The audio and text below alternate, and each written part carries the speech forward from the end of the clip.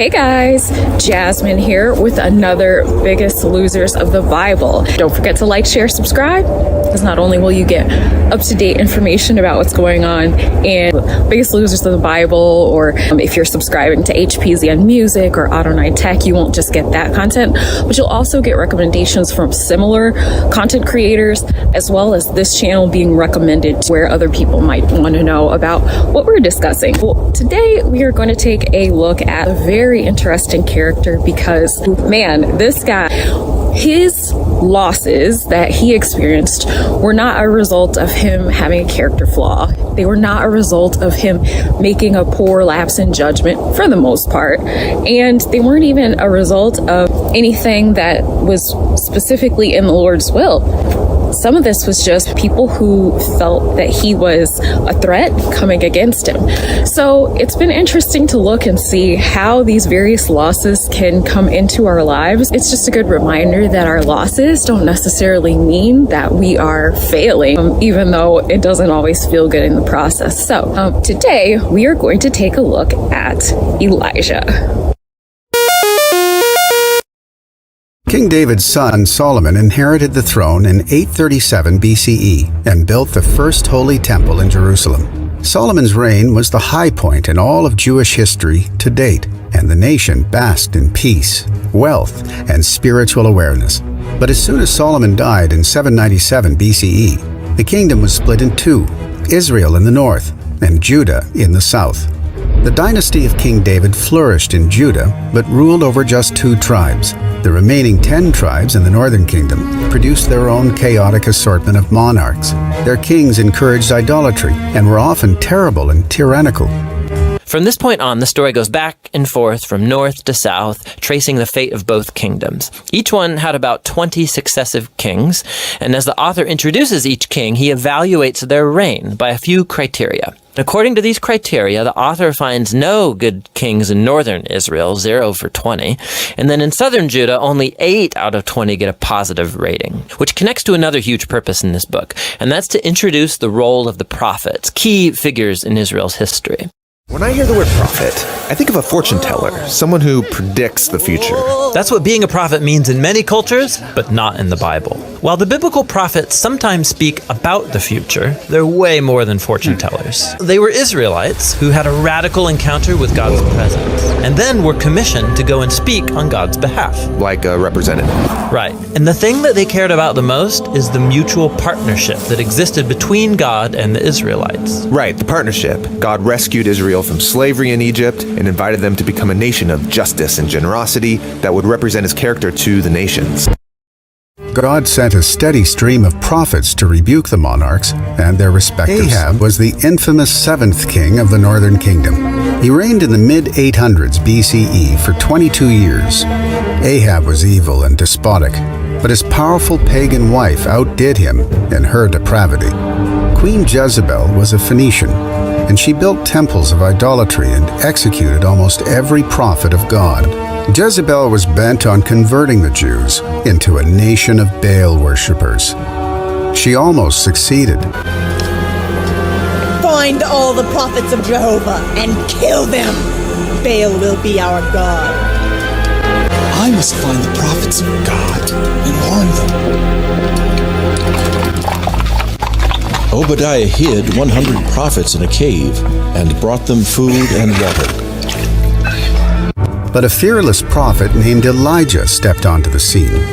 One of Jewish history's most legendary prophets, Ahab mocked Elijah. Do you associate Hiel's tragedy with Joshua's curse? Nonsense. Moses was greater than Joshua, and even his curse went unfulfilled. Did Moses not warn that if we serve idols, God will withhold the rains? But I erected idols on every hilltop, and look, it's hard to stand outdoors worshiping idols with all these rain showers. Elijah responded to the monarch's public blasphemy by proclaiming the start of a years-long drought throughout the idolatrous kingdom. It is to the sound of an errant nation gasping for water that we begin today's lesson. O King Ahab, because you have forsaken the God of your fathers and followed your wife Jezebel in working wickedness, Jehovah says there will not be rain or dew upon the land of Israel again until I command it. As the famine got worse, people began to starve. The false prophets called on Baal, but Baal could not answer. The drought continued with not a drop of rain or dew. God sent Elijah down to the home of a widow woman, telling him that she would give him a room and feed him until the drought was over.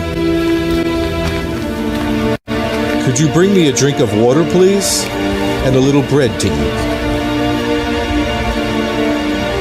I tell you the truth, I have enough flour and oil left to bake 2 little pieces of bread. I was just about to cook it for my son and I. We were going to eat it and then lie down to die. There is no hope. God is punishing us for our sins. Do not fear. God will take care of you. Bake the bread you spoke of and bring it to me first. Afterward, you and your son can eat. For this says Jehovah, God of Israel, your barrel of meal and your jar of oil will not be empty until the day God sends rain upon Israel. For the next 2 years, the 3 of them ate bread from that 1 barrel of meal. One day, Elijah came home to his room in the widow's house to find that her son had died. What have I done to hurt you? Did you come here just to remind me of my sin and forgot to kill my son? There is still a God in Israel. O Jehovah, let the soul of this child come back into his body. God heard the prayer of Elijah and sent the boy's soul back to re-enter the dead body. Thank you, Lord God of Abraham, Isaac, and Jacob. You alone are God. The famine continued for 3 years. Why doesn't Baal hear us and send rain? Jezebel and Ahab blamed Elijah for the famine. They sent soldiers throughout all the land and even into neighboring countries to find Elijah. Their orders were to kill him on sight. Ahab, are you looking for me? Are you the one that has been troubling Israel with this famine? You are the one that is troubling Israel with your idols. Let us have a contest between Jehovah and Baal. Bring your 850 prophets and meet me at Mount Carmel. A contest, you say? Sounds interesting. We'll see you there. Several days later on Mount Carmel. How long are you going to stand between 2 opinions? There is only one God. If Jehovah is God, then worship him only. If Baal is God, then worship him. Make up your minds. I challenge you, prophets of Baal, to a contest. We will put wood on our altars and we will lay the sacrifice on the wood, but we will put no fire under it. You will pray to your Baal, and I will pray to Jehovah. The God that answers by sending fire on the sacrifice will be the true God, and we will all worship him only. Since you have me outnumbered, you can go first. O Baal, hear us this day. We dedicate this sacrifice to your great name. If Baal is a god, then he is not paying attention to you. Maybe he is talking, or just can't hear you. Or perhaps he is on a journey, or sleeping. That's it, he is asleep. And you need to shout louder so you can wake him. The prophets of Baal became desperate and began to throw themselves on the ground, cutting their flesh and screaming so Baal would hear them. Look at you. For 9 hours you have been calling on a God that does not answer. If he was a God, surely he would take this opportunity to prove it. Now it is my turn. Come near and watch closely what I do. When are you going to start praying? This is not a digging contest. Go and get 4 barrels of water and pour it on the sacrifice and the wood. Pour 4 more barrels of water on it. Is anything too hard for the living God? Pour 4 more barrels of water, and you will know there is a God in Israel, and his name is not Baal. Ahab will have his head for this. Stand back. Father, move on back. Jehovah, God of Abraham, Isaac, and Israel, let it be known this day that you are the only true God, that I am your servant, and that you have turned their hearts back to yourself.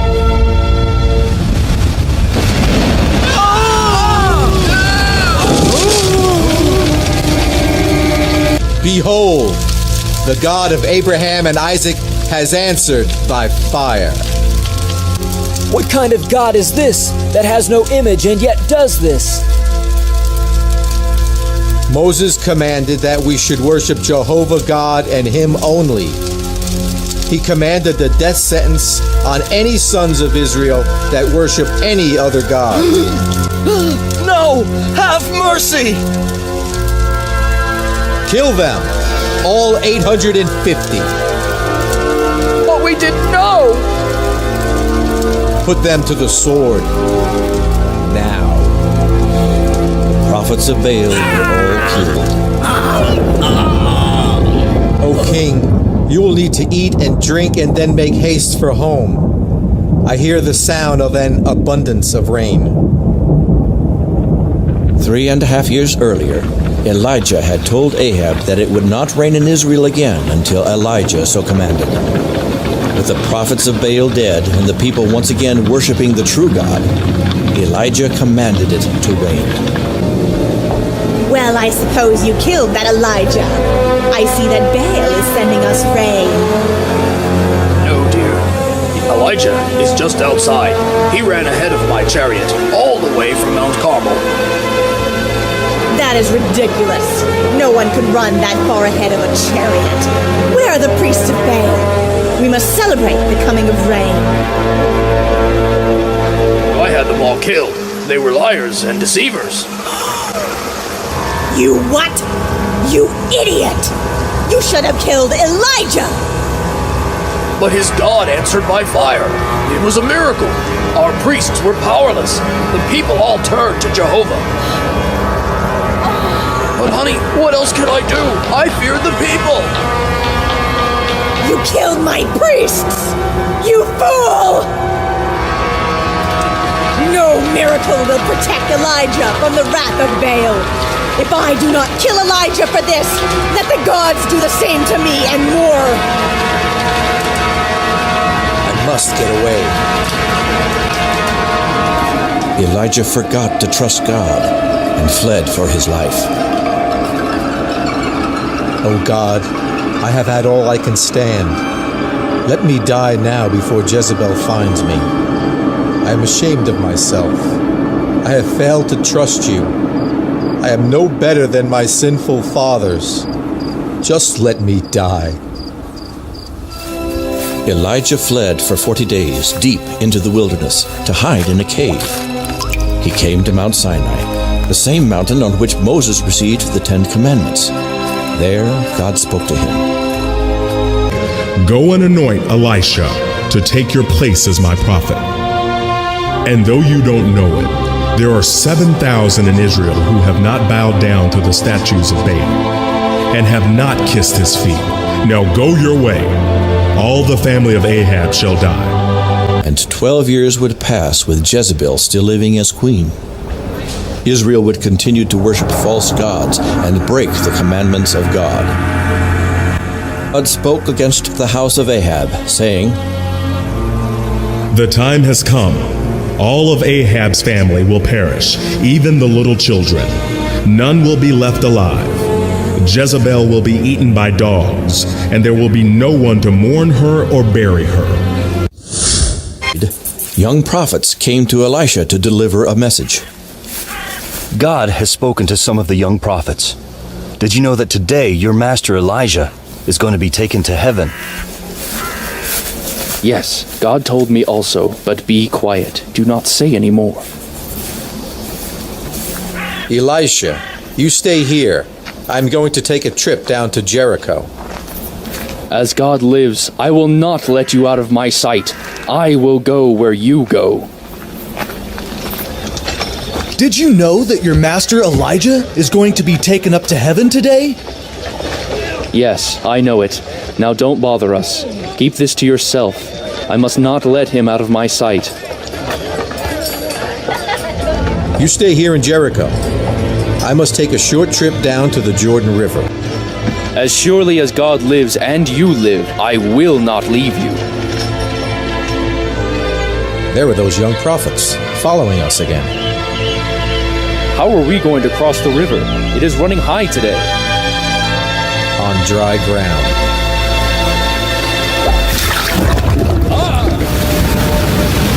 Did you see that? The water stood up so they can pass. Yeah, just like with Moses. I wouldn't have missed this for anything. I wish the prophets of Baal could have seen this. What is it you would have me do for you before I depart? Give me a double portion of the Spirit of God that rests upon you. You have asked the hard thing, but it shall be done if you see me when I am taken up into heaven. The chariot of God. And a whirlwind. The chariot of fire separated Elijah from Elisha.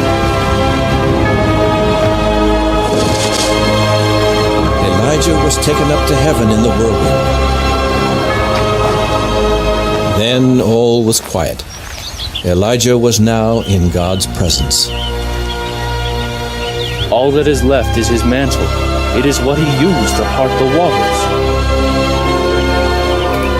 Where is the God of Elijah? The spirit of Elijah is upon Elisha. Man, this is some kind of day. Elisha went on to perform twice as many miracles as did Elijah. He was faithful to God, but the people would not completely turn from their idolatry. Where did Elijah go? We must go look for him. There's no use. He has gone to heaven. Elijah was a prophet. Ahab and Jezebel worshipped idols. Elijah gave them messages from God. They got mad. God told Elijah to run away. Elijah proved God is real. Jezebel got mad. Elijah ran away. He wanted to quit. God was gentle with him. Ahab and Jezebel couldn't kill Elijah. God took Elijah to heaven in a chariot of fire. And that's a part of God's story. Prophets in the Old Testament were not fortune tellers, which is why you see things happen to them and you're like, well, shouldn't they have known that was coming? It's like, no, they weren't fortune tellers. Their job was to speak on behalf of God. And so their job came with a lot of scrutiny from both people around them as well as the Lord. There's an awesome video by Alan Parr. I will link it in the description below. And he really goes into depth on what prophecy is and how seriously it should be taken. The one other thing that I want to add about Elijah is his story doesn't end where his story ends in the Old Testament. About 99% sure he is also a huge player in the end times eschatology world that we have already been discussing. So I may actually add a bonus video for you guys to check out so that you can get more information about that. I was kind of thinking about that and I was like, man, with the life that Elijah had to live,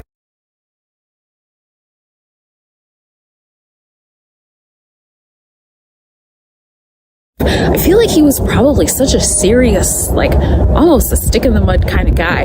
But when you listen to the things that Elijah said, like he just pokes at people and he cracks jokes at people. Like it's refreshing to be reminded that these are real people. They have real personalities and they have real imperfections. Like sometimes they fail, sometimes they are down on themselves, sometimes they have massive wins and then they fall flat on their face and you're like, how in the world did that happen? but it's a great reminder for us not to be discouraged when we ourselves fall a little bit short. So, like, share, subscribe, comment below, let me know what you think. That's all I've got for today. Can't wait to see where this takes us next time. Bye, guys.